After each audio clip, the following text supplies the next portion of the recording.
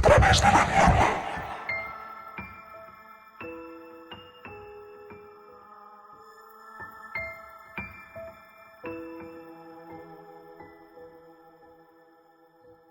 En 1965, en la pequeña ciudad de Winnipeg, Canadá, nacieron unos gemelos idénticos, Bruce y Brian Reimer.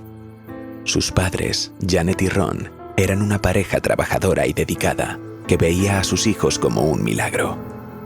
Aunque humildes, la familia vivía en armonía, rodeada por el frío canadiense y los cálidos lazos familiares. Todo parecía normal hasta que, a los 6 meses de edad, ambos gemelos comenzaron a presentar problemas para orinar. Una visita al médico confirmó que ambos sufrían de fimosis, una condición que dificultaba la retracción del prepucio. El tratamiento recomendado era la circuncisión, un procedimiento aparentemente rutinario. En abril de 1966, Bruce fue llevado al hospital para ser sometido a la operación. Sin embargo, algo salió terriblemente mal. En lugar de usar un bisturí convencional, el médico empleó un cauterizador eléctrico, un dispositivo que utiliza calor para cortar tejido. Durante el procedimiento, un error técnico provocó que el pene de Bruce fuera quemado gravemente, dejándolo irreparable. La familia quedó devastada. Los médicos les aconsejaron que buscaran ayuda especializada, pero sus esperanzas comenzaron a desmoronarse cuando les explicaron que la condición de Bruce era irreversible.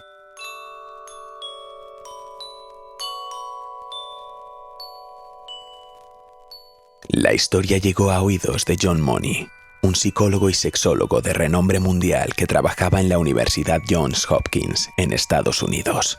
Money había desarrollado la teoría de que el género no era exclusivamente biológico, sino que podía moldearse socialmente durante los primeros años de vida. Para él, Bruce Reimer representaba la oportunidad perfecta para probar su hipótesis.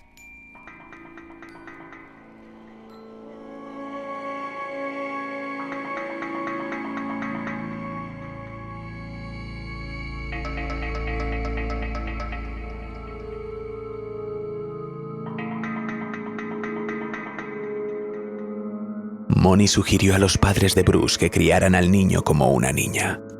Según él, si Bruce era sometido a una cirugía de reasignación de sexo y criado como mujer, podría adaptarse completamente a ese rol. El doctor prometió que la transición sería exitosa y que Bruce llevaría una vida normal como una niña. Desesperados y sin saber qué hacer, los Reimer accedieron.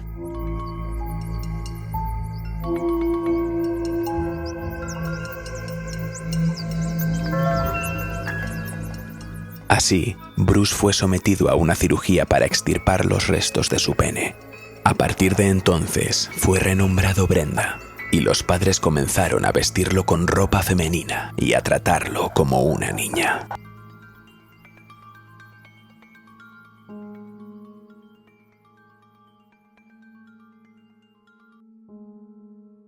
A simple vista, parecía que la transformación era un éxito. Brenda fue criada como una niña, y según el Dr. Money, el experimento marchaba según lo planeado. Los Reimer llevaban a Brenda y Brian a consultas regulares con Money, que documentaba el caso como un ejemplo revolucionario en el estudio del género. Sin embargo, la realidad era muy diferente. Desde temprana edad, Brenda comenzó a mostrar comportamientos típicamente asociados al género masculino. Prefería jugar con los juguetes de su hermano y se negaba a usar vestidos. Sus compañeros de escuela la rechazaban, burlándose de ella por no encajar con el estereotipo de una niña. Las sesiones con el Dr. Money eran también traumáticas. Obligaba a Brenda y Brian a participar en prácticas incómodas y gráficas que, según él, eran necesarias para reforzar la identidad de género de Brenda. Estos métodos incluían mostrarles imágenes explícitas de genitales y realizar juegos de rol sexualmente cargados, bajo la excusa de que los gemelos debían comprender las diferencias entre los sexos.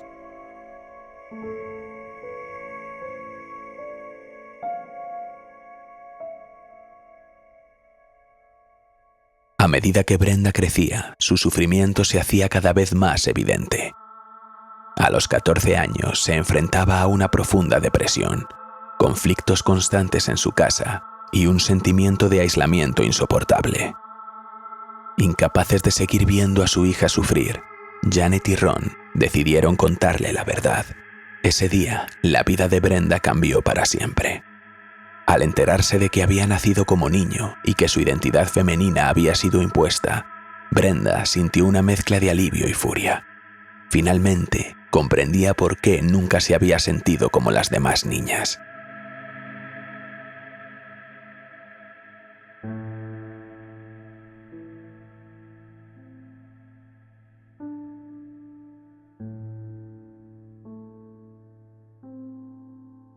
A partir de ese momento, Brenda decidió retomar su identidad masculina. Adoptó el nombre de David y comenzó un proceso para revertir los cambios físicos y emocionales que le habían impuesto. Se sometió a tratamientos médicos, incluyendo cirugías reconstructivas, y comenzó a vivir como un hombre. Aunque David intentó reconstruir su vida, las cicatrices del pasado eran profundas. Su relación con su familia, y especialmente con su hermano Brian, que también había sufrido bajo el control del Dr. Money, era complicada. Brian enfrentaba problemas de salud mental, incluyendo esquizofrenia, mientras David luchaba con la depresión y el trauma. A pesar de todo, David halló algo de felicidad al casarse con una mujer llamada Jane y convertirse en padrastro de sus hijos. Intentó usar su experiencia para advertir sobre los peligros de los experimentos médicos malintencionados, colaborando con el escritor John Colapinto en el libro As Nature Made Him, The Boy Who Was Raised as a Girl, que relataba su historia.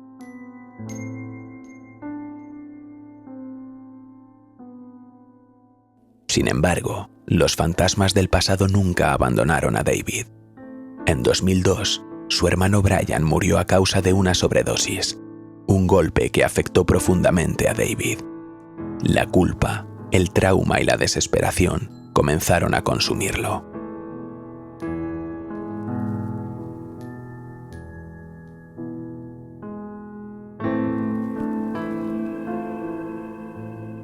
El 4 de mayo de 2004, a los 38 años, David Reimer tomó la decisión de acabar con su vida.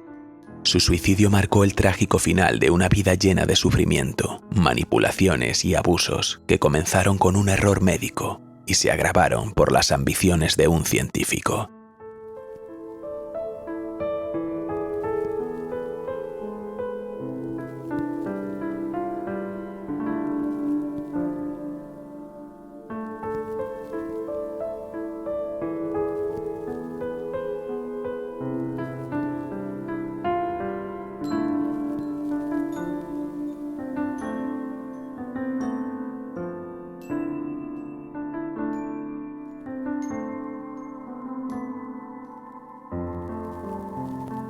Y esta semana, como no podía ser de otra manera, está con nosotros Pedro Riutor. Pero es que hoy es una semana especial, ¿verdad, Pedro? ¿Qué tal estás? Pues muy bien, Javi. Encantado de estar aquí en tu podcast a través de ahí. En nuestro, que siempre estamos igual. En nuestro. Bueno, pero tú eres el creador, el alma mater. Yo soy ahí como el comentarista, ¿no? Así un poco tombolero, ¿no? Y entonces yo voy poniendo notas notas, afiches, ¿no? Y comentarios y tal, pero vamos, que el creador y el alma del programa eres tú. Yo encantado de estar en este barco. Y hoy tenemos una invitada de lujo. Bueno, no será para tanto. Es que, bueno, a ver, vamos a ir por partes para que la gente no se pierda. Hemos traído un caso que a ti, Pedro, te marcó mucho, te marcó tantísimo, que llegaste a escribir un guión basado en este caso, inspirado por este caso, podemos decir, ¿no? Ese guión se acabó convirtiendo en película y está con nosotros esta semana pues la actriz protagonista. ¿Qué tal, Irene?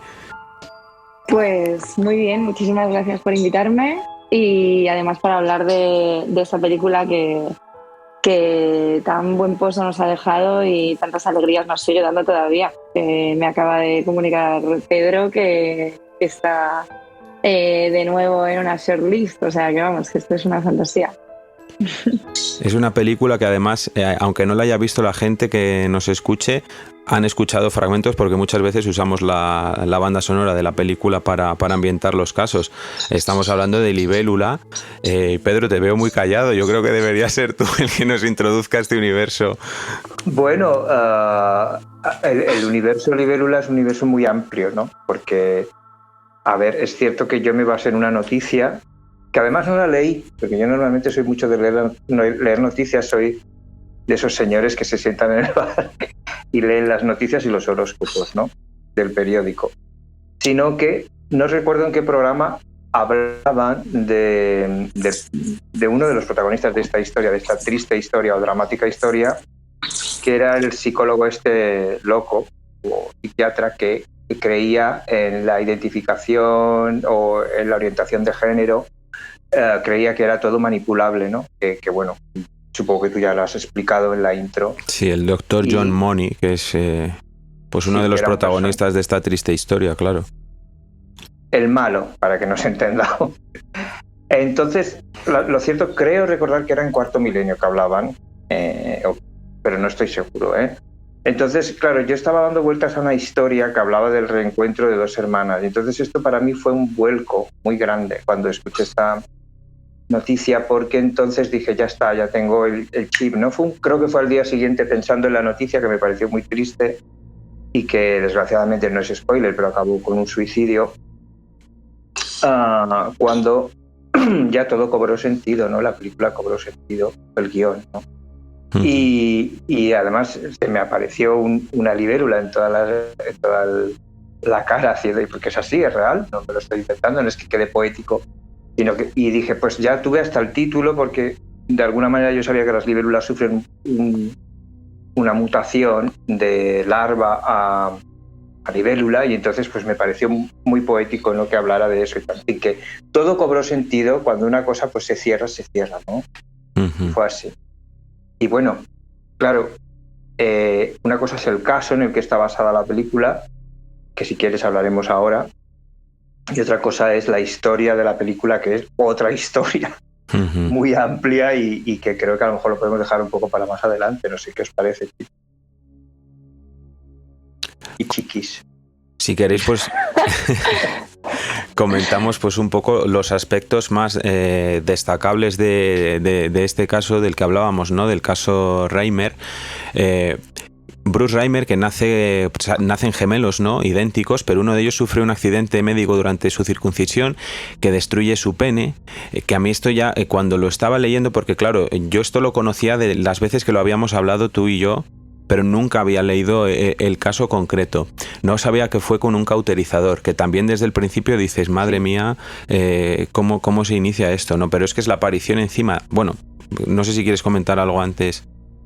No, a mí ya lo de hacerlo por calor, que me parece un poco como surrealista, ¿no? Porque considero que una operación, creo que era una operación de fimosis. De fimosis, sí. Normalmente se hace con un bisturí, que es la cosa más sencilla y menos peligrosa, ¿no? No sé por qué, aquí ya el caso saltan todas las alarmas que dices, pero ¿por qué quiso probar esto, no? Por inducción de calor, creo que fue, que es un sistema que yo francamente lo desconocía, ¿no? Pero, o sea, un sistema de operación de fimosis que nunca había oído en mi vida, pero vamos, me llamó la atención. No sé en este punto qué opináis vosotros, si de alguna manera pudo haber algún tipo, pero no creo, porque no hay ninguna relación entre el cirujano y el psiquiatra que recomendó. Pero al principio y todo dije, a ver si había sido de una manera que si lo habían causado a propósito, ¿no? Porque ya tenían ese cometido de hacer esas pruebas. No lo sé, porque sí que es verdad que esta historia llega a oídas de este señor que ya venía desarrollando esa teoría, entonces es como que va todo muy enlazado y muy seguido. O sea, ya nos pondríamos un poco conspiranoicos, pero sí que es cierto que llama la atención la relación entre ambos sucesos y sobre todo pues la aparición de este hombre, el doctor John Money, que ya lo nombrabas tú antes, ¿no? Este sexólogo que estaba desarrollando pues una teoría de que el género es moldeable socialmente. Yo no sé cómo este hombre consigue convencer a los padres, porque claro, en un momento el hospital les dice que es irrevertible lo que ha sucedido allí, Entonces este hombre consigue convencer a los padres para criar a este niño como niña, llamarla Brenda. Eso no sé lo que pensará Irene, pero a mí me parece un horror, porque yo creo que el género es una cosa, quiero decir, que decidimos nosotros, ¿no? De alguna manera, o que deberíamos decidir nosotros. No sé qué piensa Irene. A ver, yo es que creo que en este caso concreto, que es un niño que por un accidente o no le ocurre esto, es como que no se concibe, y yo lo he visto en mi entorno también, como que cuesta más concebir que un hombre no tenga pene a que una mujer no tenga vulva. O sea, es como que de repente imaginarse la vida o lo traumático que puede ser para un niño desarrollar toda su vida, su adolescencia, su madurez sexual sin tener el miembro viril. Entonces siento que, y también si nos remontamos a la época a la que estamos hablando, pensarían que lo más fácil para este niño sería crecer como una niña. O sea, de hecho se hace mucho cuando hay duda respecto a los genitales de un bebé, porque bueno, pues también existen la intersexualidad, etc. Cuando hay duda respecto a los genitales se suele tender a identificarlo como una niña, pues porque te obligan al nacimiento a identificarlo de alguna manera, y se suele pensar que es traumático para un varón no tener un miembro como lo suficientemente grande como para considerarse un niño. Entonces es complejo, y desde la parte educacional sí que considero que cómo educan o cómo tratan los padres a un niño en su infancia sí que puede llegar a manipular la identidad que tiene el niño sobre sí mismo, o sea, como la idea que tiene el niño sobre la propia percepción de su identidad. Claro. Sí, yo estoy de acuerdo, perdón, y quería decir, a ver, yo creo que los padres de alguna manera sí debieron pensar, que debieron aconsejar, ¿no?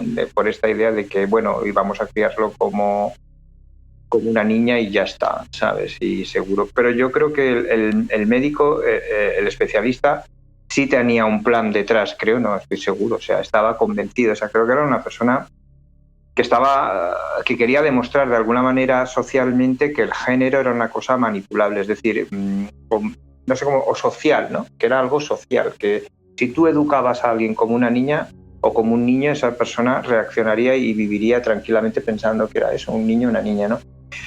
Entonces yo ahí sí veo un plan muy maquiavélico en el que realmente, porque vamos, el error médico estuviera intencionado o no, pues es un error médico, ¿no? Pero ocultar la verdad y construir una identidad que no es la tuya y que tú realmente digas qué pasa, qué me está ocurriendo, eso es muy tremendo, ¿no? Y eso yo lo vi muy tremendo. Lo vi como muy respecto a la noticia, lo que me impresionó para escribir la película, no como decir, te han ocultado. O sea, si ya es traumático descubrir que eres un hijo adoptado, pues ahora imagínate, de repente, a la edad que está este chico, porque en realidad era un chico, descubre lo que es y que le han ocultado durante tantísimos años la verdad. Tiene que ser horrible. Pero claro, insisto, yo creo que los padres lo hicieron con la mayor de las fees y con la mayor de las mejores intenciones, pero no así el especialista. Yo creo que el especialista quería demostrar algo que evidentemente demostró todo lo contrario.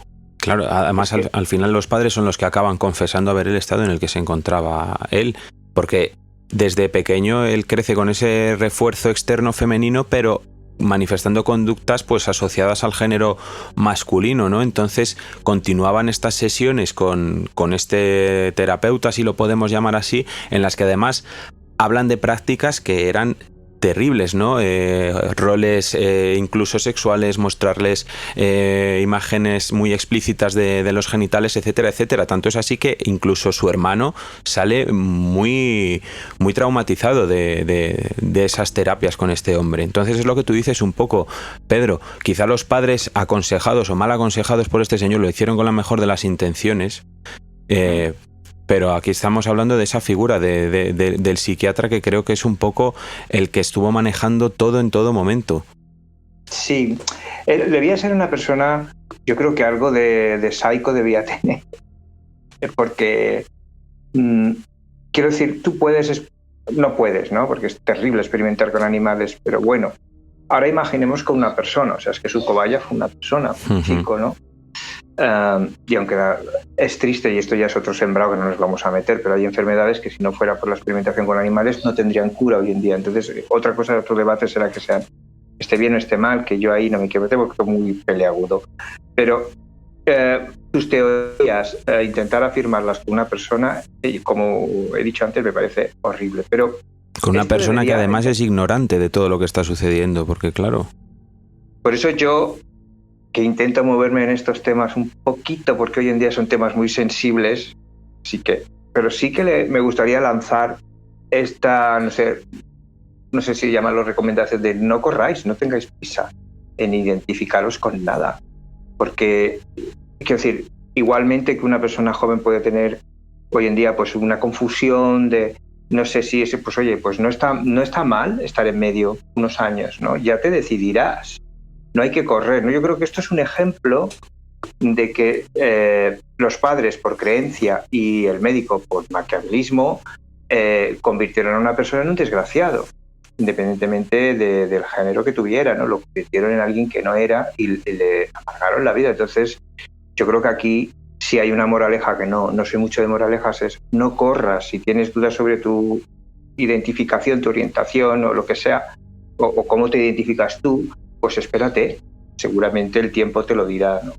Yo creo que es el resumen de todo esto. Bueno, al final este niño, siendo un chico cis, acabó sufriendo lo que sufre gran parte de la comunidad trans, porque realmente vivió en sus carnes como le estaban obligando a ser otra persona.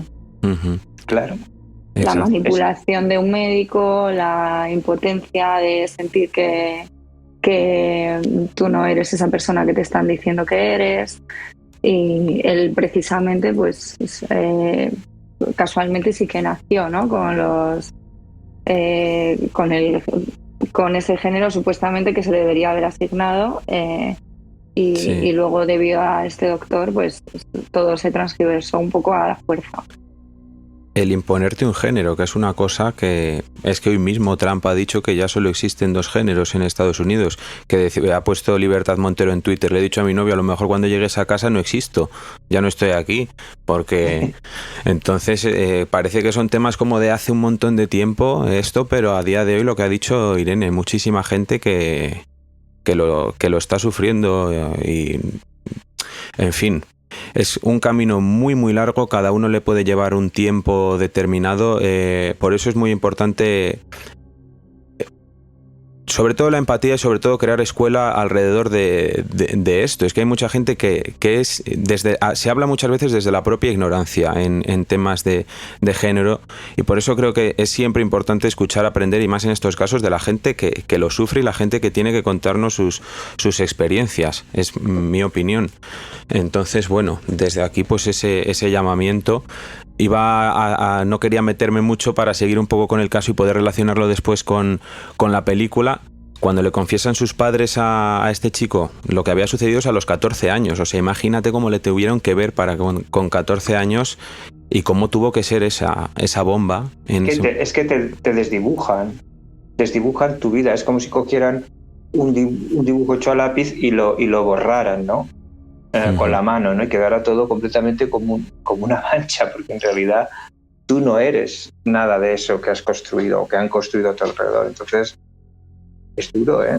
Uh-huh. Y además que parece que, como en esta historia precisamente hay como un culpable muy claro, unos padres que tampoco actúan quizá correctamente, pues el hijo debía estar, aparte de dentro de todo el trauma, pues sintiendo una rabia, un odio hacia esas figuras que se supone que son pues esa figura de autoridad que tiene que proteger, que tiene que velar por ti, y se convierte en todo lo contrario, en tu propia pesadilla, pues no me lo puedo ni imaginar.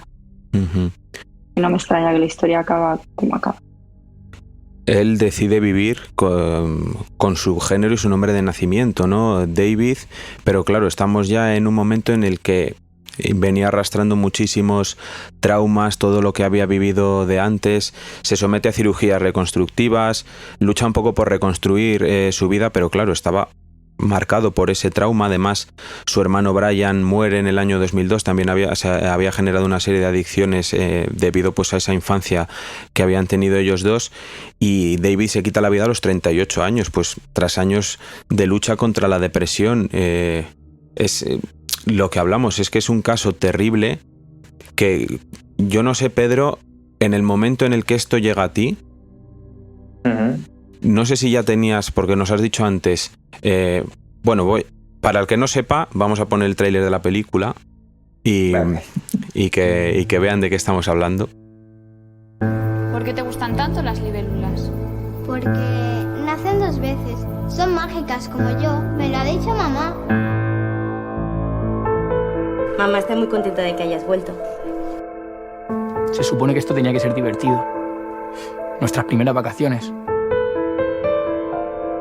Cuando mi padre enfermó de Alzheimer, el carácter de Lula empeoró. Y luego empezó con todo ese rollo de los espíritus.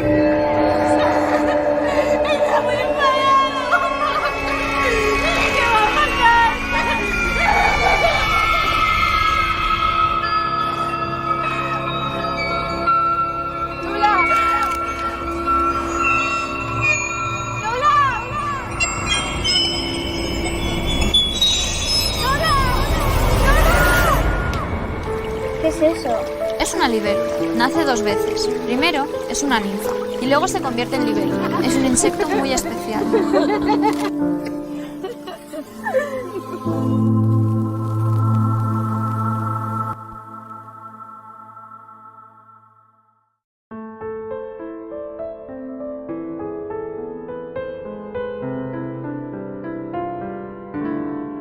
Magia. Cuando dijimos Magia, ya estamos aquí otra vez. Película disponible en Filmin. Eso es importante.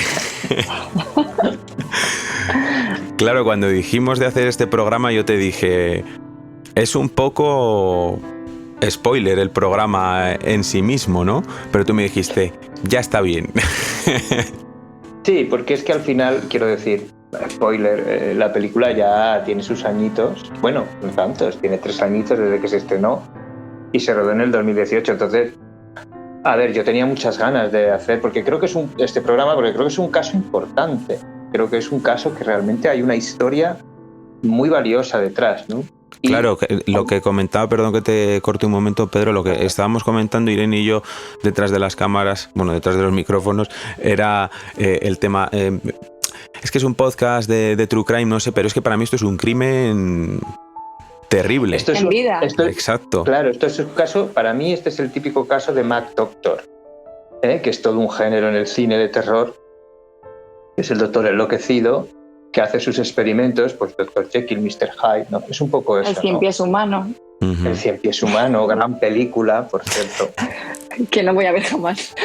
Yo solo he visto la 1, con la 2 ya no pude. Bueno, sí, yo la 2 no me la he saltado directamente. Pero quiero decir que había una historia dramática y de terror detrás. O bueno, yo le di unas pinceladas de terror, porque yo creo que a veces el drama y el terror se dan mucho la mano, igual que el drama y la comedia. También considero que son géneros que pueden ir muy bien cogiditos de la mano, ¿no? Entonces, bueno, pues por eso esa fue la semilla, ¿no? Que hizo. Lo que pasa es que yo sí quería apuntar que yo, claro, tú coges una noticia y la disfrazas, pues como bien hablaba Irene de la intersexualidad o el tercer sexo, que también podemos hablar de él, porque existe, estaremos más de acuerdo, ¿no? Pero existe un tercer sexo y la intersexualidad. Yo me fijé en ello, ¿no? Yo me pareció más interesante fijarme en la intersexualidad que en sí un error médico, ¿no? El error médico lo suprimí. Porque en el fondo yo quería hablar, en la película quería hablar de eso, ¿no? De qué ocurre cuando sometes a alguien a ser lo que no es, a una presión, a un dolor, aún no poder ser quien quiere ser, ¿no? Entonces me parecía más interesante la intersexualidad. También es un tema del que se habla muy poquito. Normalmente salimos a hablar del transgénero, tal, pero la intersexualidad es una cosa que queda como ahí, como en el limbo. Claro, Irene, yo te quería preguntar, cuando este guión llega a ti, porque apenas tuviste tiempo de preparación, ¿cómo es la primera lectura de esto? Pues la primera lectura, para empezar, me cagué viva. Sí, o sea, yo no soy fan del cine de terror porque lo paso muy mal. O sea, no he podido disfrutarlo como espectadora y tampoco he dedicado mi tiempo a las novelas de terror por lo mismo, pues porque encima en una novela donde está la imaginación al poder, pues imagínate. Entonces, claro, cuando me dan la oportunidad de la película, pues me parece súper interesante, pero claro, el leerse, a poner ya el guión, entrar en detalles, tal, fue difícil de leer, o sea, persianas abiertas, luces encendidas, y la temática de la película me llamó mucho la atención precisamente por lo que dice Pedro. No se habla mucho de ello, precisamente porque no se habla mucho de ello, y bueno, como bien ha dicho Pedro, que ya estamos un poco hartos de hablar con la boca chiquita sobre la película y no poder hablar abiertamente por el tema de los spoilers, sin querer reventar nada, pero es que es verdad que no te esperas los giros de guión precisamente porque es un tema, te diría, invisible, o sea, la intersexualidad, luego cuando te pones a mirar un poquito más allá, está muy presente en nuestra sociedad. El tema de la asignación de género al nacimiento de un niño intersex ya es un dilema para los padres, muchas veces no se sabe qué hacer, tienen que escoger cómo van a tratar al niño y escoge el padre por él.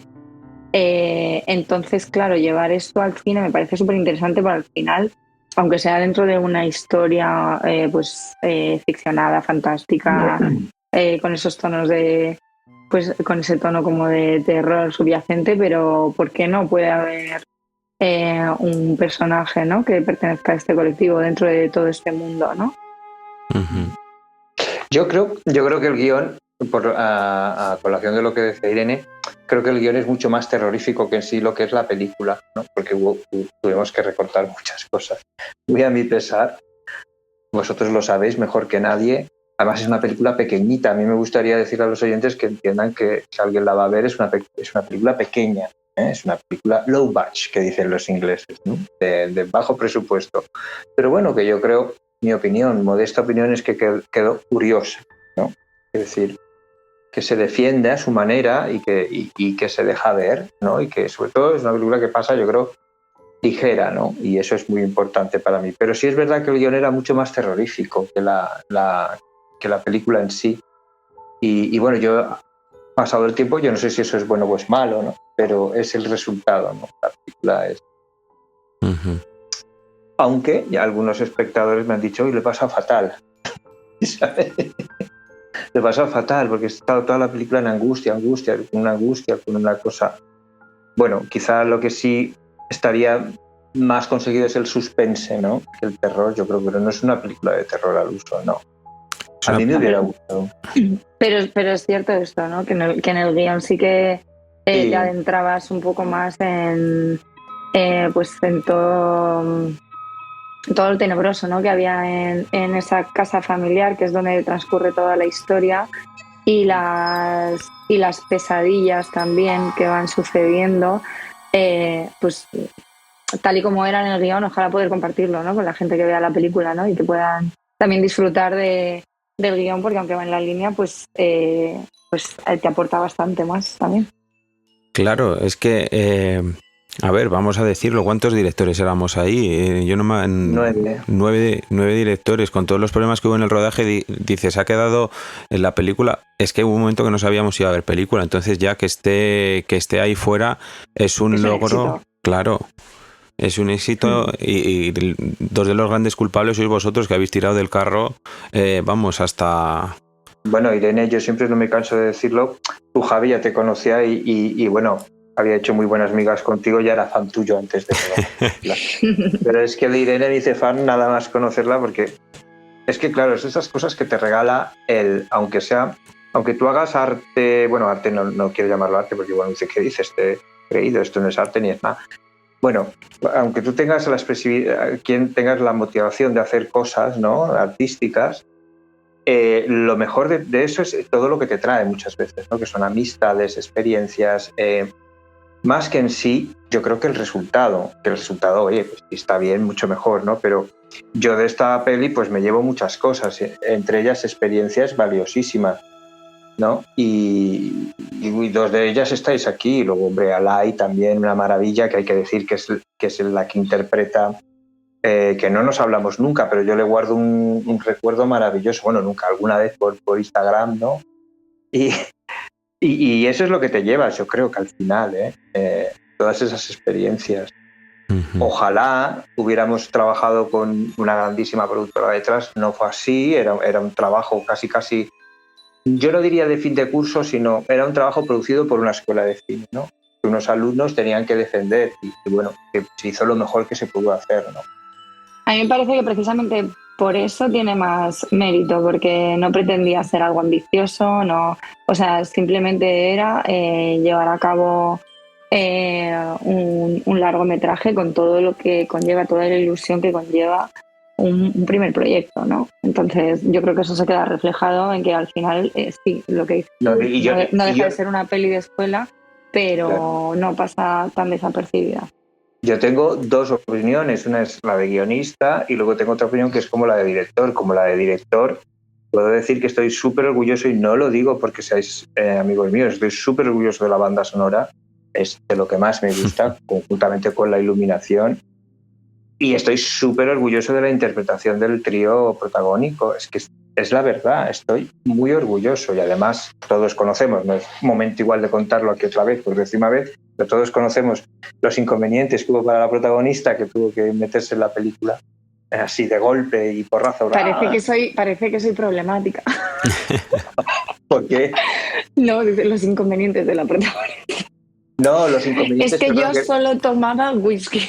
No, los inconvenientes... Era Estela Reynolds en el rodaje. Que sufrió la pobre protagonista en sus carnes, que tuvo que incorporarse al rodaje de un día para otro. Eso es lo que me refiero. A ver, o sea, es que, Irene, tú llegaste como actriz y acabaste siendo actriz, productora, o sea, te metiste... Bueno, pero por eso la ilusión, ¿no?, que comentaba antes, de jugar, que el proyecto salga era lo importante. Y ya está, y todos remamos a favor y...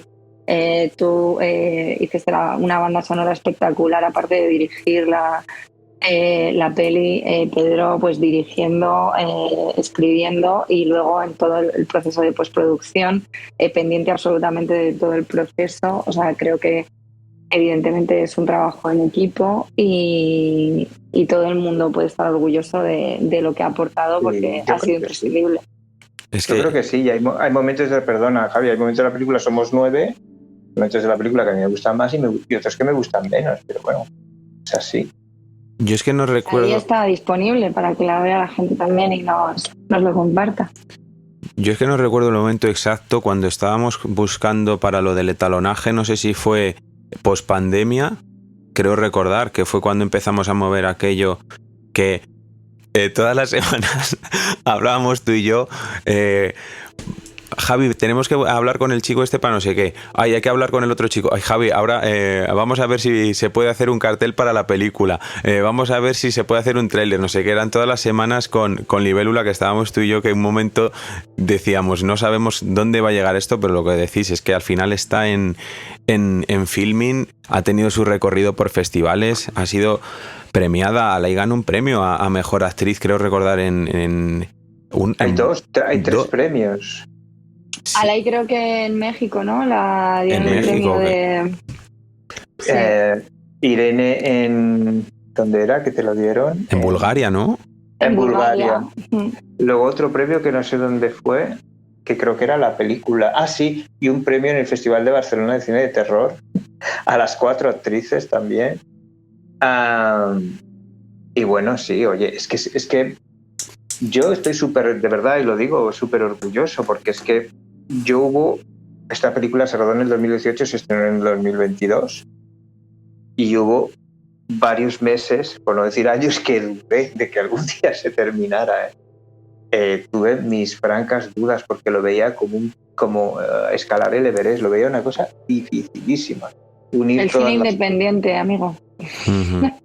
Claro, pero cuando haces cine independiente, pero tú tienes un Macintosh en casa y tú puedes editar y no dependes de otras personas, pero cuando dependes de un colorista como es Sergio, que hizo un trabajo maravilloso, dependes de la post de sonido que hizo Lucía, también un trabajo maravilloso, dependes de tanta gente que, Javi, lo debe saber, no es lo mismo escribir una novela que embarcarse en un proyecto de cine, porque es que dependes de mucha gente.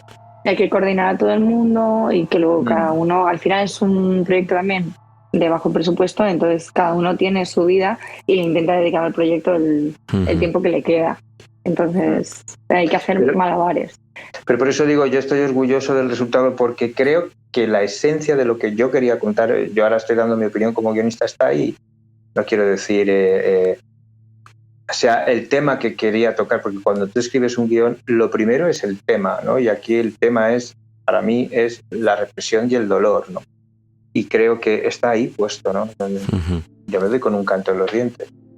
Claro, el otro día, que lo comentabas tú un poco, hablamos de Lynch en el programa de Mecenas del otro día, y ya decíamos... Que Libélula sí que el guión tenía cosas y tiene la película cosas muy lynchianas, que él hablaba de esos otros universos a los que te lleva el cine, y tiene cosas que yo sí que veo esa, no sé si llamarlo referencia, porque tú el otro día me dijiste que odiabas esa palabra, pero sí... No. Bueno, lo que quería, perdón, pequeño matiz, lo que odio es que creo que era homenaje. Era homenaje, sí. Referencia, no.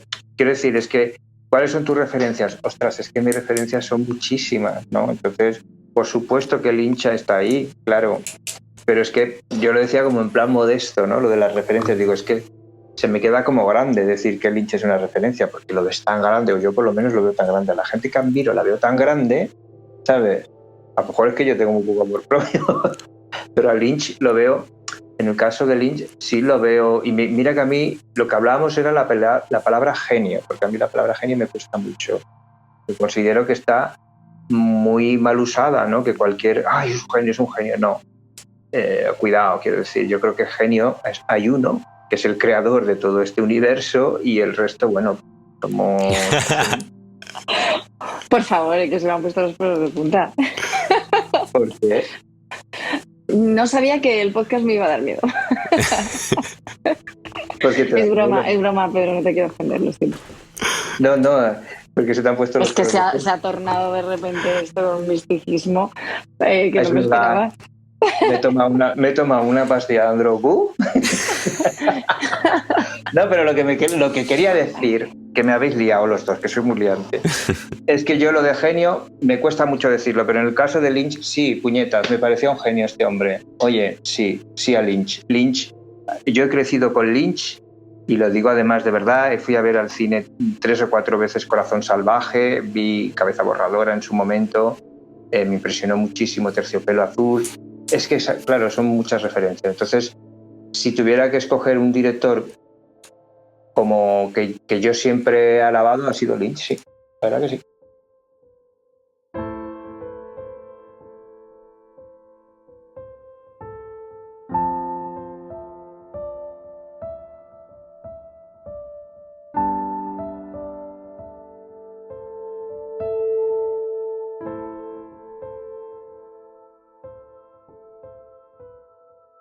A ver, que tenemos una conexión sorpresa. Estábamos hablando de Alay y, joder, tenemos la suerte de contar ahora pues con las dos protagonistas de la película. ¿Qué tal?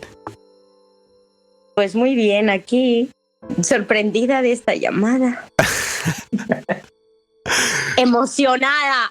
Qué lujo, yo creo que nunca hemos ido tanta gente en A Través de la Niebla. No, parece un party live. 4 es una fiesta ya, 4 es una fiesta. El chat roulette. Bueno, que sepáis que yo estoy aquí por vosotros. Uy, qué envidia. Gracias. Chin, chin. Por favor, todo el mundo que tenga un vaso, que haga un chin, chin. Eso es. Todo el mundo exacto. Estoy en una habitación que no tengo nada. Si es de agua, que se hagan 2 chinchines. Que ahora sí que, justo cuando hemos cortado para hacer esto, decía, no sé cómo enlazarlo con el caso, ahora ya sí que estoy perdido del todo, porque hemos hablado un poco de ese caso que inspiró a Pedro para escribir el guión de la película. Entonces, bueno, pues te voy a hacer la misma pregunta que le he hecho a Irene. Cuando a ti te llega este guión, ¿cuál es tu primera reacción cuando lo lees? ¡Sorpresa! Esa fue mi primera. O sea, yo creo, o sea, también era muy pequeña. O sea, estamos hablando que yo tenía 18 años. Ala, ¿qué dices? ¿Tenías 18 cuando libres? 18, 19, ¿verdad? Por ahí. Yo no me acuerdo de los que tenía yo. 2018 estabais ensayando ya como en mayo. 20, 29, 25, 26. Pues eso, más o menos por ahí. Llegó la matemática al grupo. Yo cuando lo leí, o sea, primero dije, ¿qué es esto? Segundo, fue un vorágine de emoción, de decir, yo quiero estar ahí. Y luego pensé en, ¿qué se ha tomado este director? O sea, ¿qué se ha fumado este director? Ahora se lo puedes preguntar. Claro, ahora es el momento. Sí, pues la verdad que sí. Mira, pues ahora tengo muchas preguntas sobre ese momento. El momento del guión, que escribió el guión, que me había fumado. Cuando a mí me ofrecieron hacer el casting o el laboratorio, y leí sobre todo el personaje al que me habían dicho que tenía que hacerlo Lula. Yo, o sea, no entendía muy bien el personaje, porque el personaje es muy peculiar. Y cuando yo leí ese personaje, lo primero que dije fue, ¿y esto cómo es? Cuando el director te dice triste pero contenta, ¿y cómo se hace? ¿Cómo se come? Claro. Porque es un poco así. Es que yo creo que no, además hacíamos escenas, pero no se os daba el contexto de toda la película. Entonces era complicado en esos momentos. No, era complicado, sí. Al principio fue un poco bastante complicado porque, a ver, al final también estábamos estudiando. Yo estaba, o sea, esto era para gente de otro, o sea, de un curso, dos cursos, ¿verdad? 2 cursos más que yo. Pero tú estabas en primero ahí en... Yo creo que yo sí estaba en primero, ¿no, Pedro? No lo recuerdo, yo creo que estabas en segundo, no estoy seguro. Empezando segundo, sí, primero, segundo. Sí, pero que era algo como planteado para último año de todo el mundo. Claro, y de repente se me da la oportunidad a mí, y claro, pues entonces para mí fue entre euforia, emoción y no saber qué coño estaba pasando. Uy, ¿coño se puede decir? Sí, tú tranquila. ¿Qué estaba pasando? Entonces tampoco me planteé mucho. O sea, lo único que pensé realmente que se fumó el director y quién es el director, porque no lo sabía. Pero yo quiero pensar que te refieres como más a nivel interpretativo de lo complejo que era como construir el personaje de Lula y llevarlo a cabo, porque el estado anímico, o sea, la energía que tiene, que siempre está muy arriba, y como que no sea lineal, ¿no? Que no se quede simplemente arriba. O sea, hablo de la peli, exacto, hablo de Lula, porque me decían, es un personaje que no tiene filtros, que pasa de una emoción a otra sin pasar por absolutamente ningún filtro. Entonces yo dije, o sea, era muy raro, porque decía, vale, yo tengo esa energía, porque es verdad que en ese momento tenía una energía yo explosiva. Ahora no. Ahora soy más Lula de lo que era antes Lula. Sí. Yo creo que entiendo lo que está intentando decir Alay, que era realmente jodido el personaje y las explicaciones. Sí. Y encima éramos tantos directores que yo decía, Dios mío, ¿cómo le vamos a dar una directriz fija, ¿no? Una dirección fija? Sí que es verdad, perdona que te interrumpa, que con tantos directores, yo veo la película ahora y ahora mismo diría, sé cómo hacer Lula, real. Con tantos directores era, para mí como actriz, como persona, como Alay, era totalmente enfrentarme a algo nuevo cada día. Tenía que ser desesperante. Era muy desesperante y en muchas veces que he analizado la película y me he analizado, obviamente sí que es verdad que cuando haces tu propia, o sea, cuando te ves a ti misma eres mucho más crítica de lo que serías cuando ves a una actriz otra. ¿Esto que venía? Ah, sí. Yo me recuerdo todo el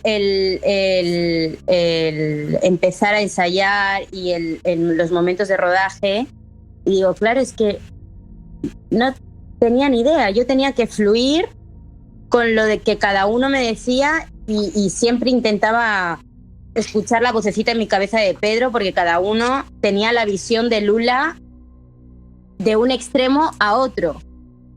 Y en muchas veces yo a Lula la veo no sobreactuada, bueno, sí, la veo como sobreactuada por el mismo hecho de que eran tantos directores que cada uno me decía tantas cosas que no sabía como actriz por dónde agarrarme. Hasta que hubo un momento en la película, en varias escenas, que dije, a tomar por culo, tiro yo por lo que pienso, por lo que creo y por lo que siento. Pero en muchas escenas yo las veo diciendo, mala dirección, no por culpa de Pedro, al revés, cuando nos dirigía Pedro era guay porque era su guión, pero cuando venían los otros, ¡ay, mi madre, qué cruz era eso! Hombre, es que era difícil, porque del caso que partimos, el caso real que hemos traído hoy al programa, que es el caso real en el que estaba basado, claro, yo había cogido, digamos, el dolor de ese personaje real, ¿no? Pero lo había transformado en el guión, o yo quería transformarlo en el guión, no sé si lo conseguí, en alguien con mucha luz. Para mí, Lula era un personaje con muchísima luz y lo sigue siendo, ¿no? Sí, lo sigue siendo. Creo que eso se consiguió, Pedro. Y aparte, yo quería que el público, quizá el personaje más machacado de la historia, fuera el más positivo y el que más transmitiera luz y transmitiera al final de la película autenticidad y realismo, ¿no? Y o sea, que mostrara la verdad de las cosas, ¿no? Por eso jugaba con eso de la libélula, Lula, luz, ¿sabes? Y ese personaje para mí era muy luminoso, ¿no? Pero luego la película era bastante oscurilla. El personaje de Irene, pues bueno, tiene lo suyo y tal, y el otro también. ¿Pero qué dices? ¿Pero tú qué dices? ¿Qué dices, el de Irene? Entonces, enlazándolo... Soy majísima. ¿Lucía si era el ángel de la peli? Yo reconozco, yo vuelvo a decir lo que he dicho antes de que entrara ahí. Yo estoy súper orgulloso de lo que hicieron, de cómo defendieron el trío protagonista, porque no era nada fácil y las condiciones no favorecían para nada, ¿no? Entonces, quizás si yo lo hubiera dirigido si yo lo hubiera dirigido yo, o Javi y yo, que somos amigos. No, pero es verdad, o sea, perdón que me meta y después de tantos años, sí que es verdad, Pedro, te tengo que ser sincera, que si la hubieras dirigido tú, la película hubiera sido un éxito, simplemente porque es verdad que muchos de los directores que pasaron por ahí, que no hace falta nombres, de hecho ni me acuerdo de muchos de los nombres, no tenían ni la motivación tuya, ni el amor por ese proyecto. No lo tenían, no. Evidentemente es así. Y no tenían los conocimientos que tú querías que tuviera ese guión. En el caso de Alay, porque nosotros habíamos visto unas cuantas actrices, pero en el caso de Alay teníamos muy claro que o era Alay o era la otra chica a pesar de que había muchas fotos y que había muchas posibilidades, ya teníamos muy claro que tenía que ser una de las dos. Yo quería, o sea, perdona, que os voy a hacer una cambiada de tema. No, dale. Por volver un poco, claro, porque yo a Lai no le he contado mucho, pero el caso real en el que se basa Pedro para llevar a cabo la película, bueno, que ya la tenía en el tintero, pero que como que esto le despertó un poco como la iniciativa para saber por dónde quería meterse. Pues es el caso de unos gemelos, un doctor que quiso realmente como experimentar con consentimiento o no con ellos, y a uno o sea, como que tenía que hacerles una operación quirúrgica de fimosis, y a uno de ellos, pues esto, no se sabe si adrede fue un fallo médico o fue una experimentación del doctor, no sé, seccionó, ¿cómo se dice? Le seccionó el pene y le convenció a los padres de que el género era algo que se podía inculcar, social, y que le criaran como una niña y ya está. Y le criaron ¿Y de ahí surgió Lula? Bueno, es inspiración para lo que fue luego el guión, que evidentemente es otra cosa, pero claro, entonces por ir un poco hacia ese tema, que es guay como que tú tengas la dispo también para hablar contigo sobre esto, ¿cómo enfrentaste al final, porque estamos hablando sin tapujos de la intersexualidad de Lula, cómo trabajaste tú ese tema, el tema de la disforia, el tema de... Espera un momento, ¿puede repetir que no sé qué ha pasado? Sí. Que cómo trabajaste tú todo ese tema de, pues de Lula, el tema de su identidad, sus genitales. Pues eso para mí fue una odisea grande, personal, porque obviamente en los laboratorios que se hicieron no se trabajó ese punto específicamente. Trabajamos muchísimo más el tema del guión, más que la parte de que Lula fuera hermafrodita. Intersex. Entonces yo hice una gran investigación por mi cuenta y me vi un montón y montones de vídeos de personas, de relatos, incluso hasta de familiares, cómo sufrían los familiares que tenían personas intersex en su vida. Y de ahí poco a poco fui sacando como rasgos que yo veía que iban a ser importantes, como la negación en el momento en el que estábamos, en ese momento. La negación del personaje, del personaje no, estoy hablando del personaje por Lula, no por los vídeos que estuve viendo. Pero sí que saqué esos pequeños rasgos de la vergüenza, de el querer evitar ese problema a través de una euforia excesiva o un llanto excesivo o un enfado excesivo. Y ahí fue cuando empecé a conocer un poquito lo que me decían los directores de que Lula no tenía filtros. O sea, lo llevé un poquito más por ese tema, basado a esa investigación que hice yo por mi cuenta, que también te digo que no tenía ni idea, nunca había conocido a nadie. Yo os digo que era muy pequeña, tampoco conocía tanta gente y nunca he conocido en persona, y sigo sin conocer en persona a ningún unisex. ¿Cómo has dicho? Intersex, perdón que no lo sepa, pero me acabo de enterar de esta palabra. Porque cuando yo hice la investigación no era intersex.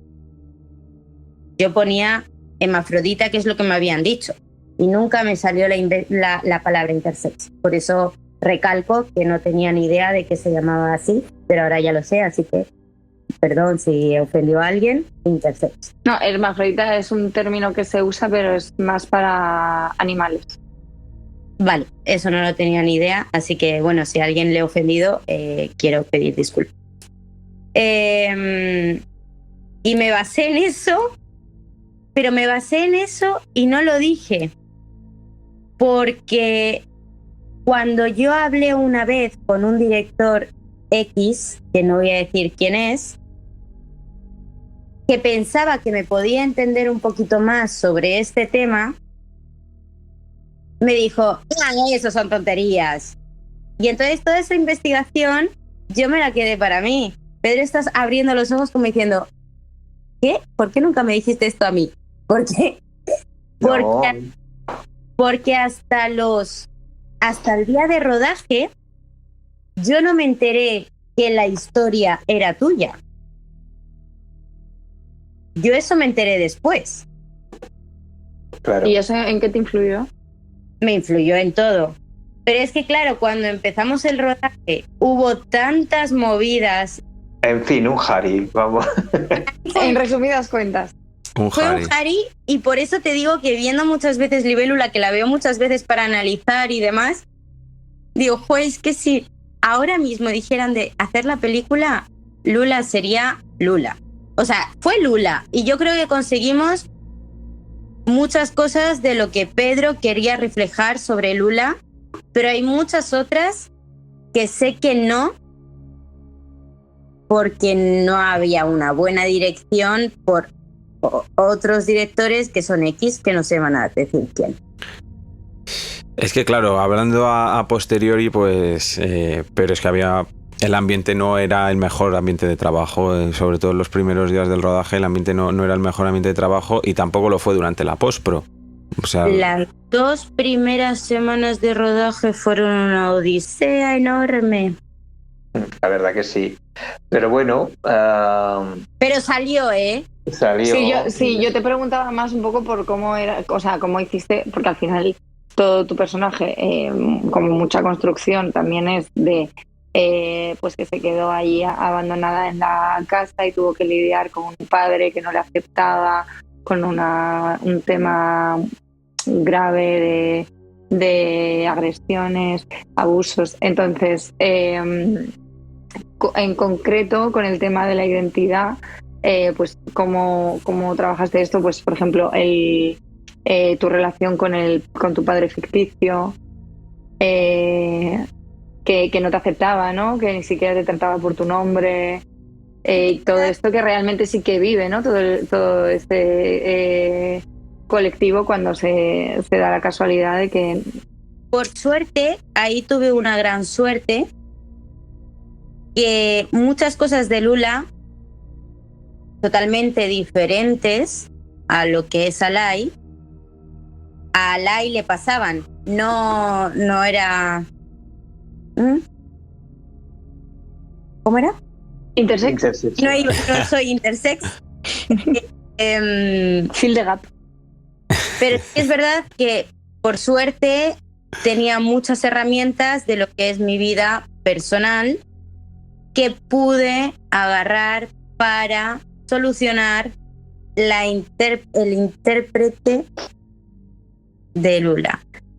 Nada, pues simplemente pues me dejé llevar por mi vida personal y agarré muchas cosas que le pasaban a Lula y que me pasaban a mí. Más mi investigación también. Eso fue Creo que nunca había investigado tanto. Y creo que nunca lo he vuelto a hacer. Ahora ya lo tuyo es el surf. Ahora ya lo mío es el surf y ojalá otra vez la interpretación, pero... Lo será, hay que esperar un poquito, pero lo será. Si tú quieres, lo será. Sí, seguro. Oye, que no te caiga el ánimo, que... Yo en picado, ¿viste? Fue como... No, es que si tú quieres lo será. Tanto tú como Irene tenéis materia de sobra. Vamos, no os falta nada. Nos falta hacer, ¿cómo se dicen? Influencers. Influencers, Ahora. sí, bueno. Pero los influencers se consiguen. Y si no, Yo no Javi y yo nos pusimos manos a la obra. Claro Algo que se sí. nos ocurrirá. Claro que sí. Nos falta un guión y ya ¿He está. respondido a la pregunta? Sí, supongo que sí. O sea, al final que lo trabajaste un poco con vivencia personal, ¿no? No, claro, al final tuvo que ser un poco también herramientas tuyas, ¿no? Exacto. Y muchas veces tuve que mandar en mi mente a tomar por Viento. Tomar viento a los directores, porque claro, muchos llegaban y no tenían ni idea qué es lo que había pasado en la escena anterior y era como, vaya. Pero eso es muy buena señal, porque una buena actriz siempre demanda atención. Mira a Marilyn Monroe, que llegaba siempre tarde a los rodajes, aposta, porque quería captar toda la atención de los directores. Entonces, una buena actriz, que es vuestro caso, siempre demanda atención, y si tú no la tenías, es lógico y natural, porque en el follón en el que estábamos inmersos, yo no daba más, porque yo entre que tenía que hacer comida, tenía que ayudar con los coches. Pero hasta yo hacía comida. Hasta tú, tenía que... Fui producción, fui script, fui de todo. La tensión de la casa, porque es una cosa que yo nunca he hablado, pero yo tenía una tensión de estar en esa casa. ¿Por? Porque tenía una sensación de que estábamos invadiendo un espacio tan delicado, tan personal, Sí, y que a mí también me pasaba. De que en cualquier momento podía venir el dueño y decir, bueno, ¿qué Harry es este? Todo el mundo fuera. La primera vez que fuimos a verla, yo estaba pegado a una pared porque es de eso, que no querías tocar nada. Exacto. Nada. Y yo me pasaba, os lo juro, toda la mañana recogiendo colillas, y yo en aquel entonces parecía la tonta del bote. Que recoge colillas por cualquier lugar, y yo era fumador en ese entonces. ¿Ah, ya no lo eres? Llevo 1 año y 7 meses sin fumar. Toma. Nene. 1 año y 7 meses, sí. Orgulloso. Estoy orgullosísimo, pero me muero de ganas de fumar, ¿eh? También te digo. Pues no. No, voy de broma, no me muero de ganas, pero sí que cuando salgo de marcha y bebo unas cervezas, pues sí me entran ganas de fumar. Pero bueno, a lo que voy, que yo me pasaba todo el día recogiendo colillas porque decía, como venga este hombre, y Dani se hartaba de decir, por favor, no tiréis colillas al suelo, no tiréis colillas al suelo, y venga de colillas, y yo detrás recogiendo colillas. Entonces, las marcas de cámara, que era todo tarima. Las marcas de cámara, cuando rompieron el futbolín, que yo me quería morir. Oh, ¿te acuerdas? Yo me quería morir porque digo, como venga este señor ahora, o sea, ahora ya sí que... Pero de vez en cuando venía, yo le vi. Yo sí, no. Yo creo que debe ser, Sí, debe ser una gran persona, porque tuvo una paciencia. Y cuando se rompieran, carancho, por Dios. También me quería morir cuando se rompió tu furgoneta y cuando se rompió el coche de... Bueno, la rueda que la estallaron. El coche de JM, pero... El coche de JM. Madre mía, es que pasó de todo en ese rodaje. O sea, no sé cómo leñes salió la película. Por eso quiero decir que no es una excusa, pero a lo mejor me hubiera gustado a mí como director pues estar más tiempo sobre las actrices, ¿no? Y el actor, porque no hay que olvidar que JM también estaba ahí como actor. Pero o sea, yo recalcar aquí el trabajazo que hicisteis las 3 intérpretes principales, porque yo de las veces que he repasado Libélula sí que noto la diferencia de directores a nivel técnico en muchas secuencias, pero no a nivel interpretativo. Me parece que estáis siempre genial. Entonces, por ese trabajo que hicisteis también muy individual, se ve ahí. Yo te agradezco un montón. Este comentario te lo agradezco un montón porque yo tengo un pequeño traumita con esto, que siento que pude dar más, pero emocionalmente, con todo lo que pasó y cómo se me trató y como todo, no podía. Y siento que como actriz pude dar, pero 100 veces más, pero emocionalmente no podía, porque a mí, yo no solo perdí una dirección, yo perdí una gran amistad. O sea, para mí fue muy devastador todo.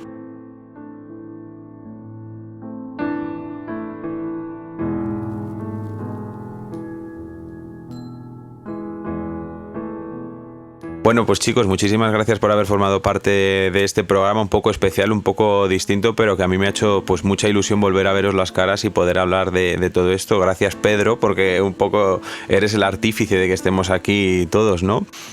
Gracias a ti, Javi, gracias a Irene, gracias a Lai, y al público decirle que si se quiere acercar a la película está en Filmin, pero que se acerque con mucho cariño.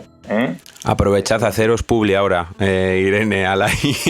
Los haters podéis ir a ver cualquier película que esté en cartelera. Abiertos a contrataciones, bodas, bautizos, comuniones. Bueno, yo me quiero pedir un abrazo muy grande a todo el mundo. Nada, que si queréis que siga siendo actriz, votarme. Sí. Yo os voto a Lai.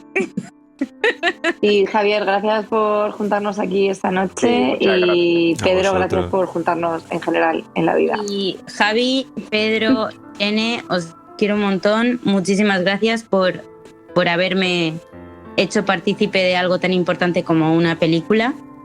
Y os quiero mucho y estoy muy orgullosa de vosotros tres en vuestra vida profesional y personal. Y nosotros a ti y Libélula en Filmin. Que es que estamos justo que se nos acaba la llamada. Y Libélula en Filmin. Un abrazo muy fuerte y muchísimas gracias a todos por estar siempre con nosotros. A través de la niebla nos escuchamos en el próximo programa.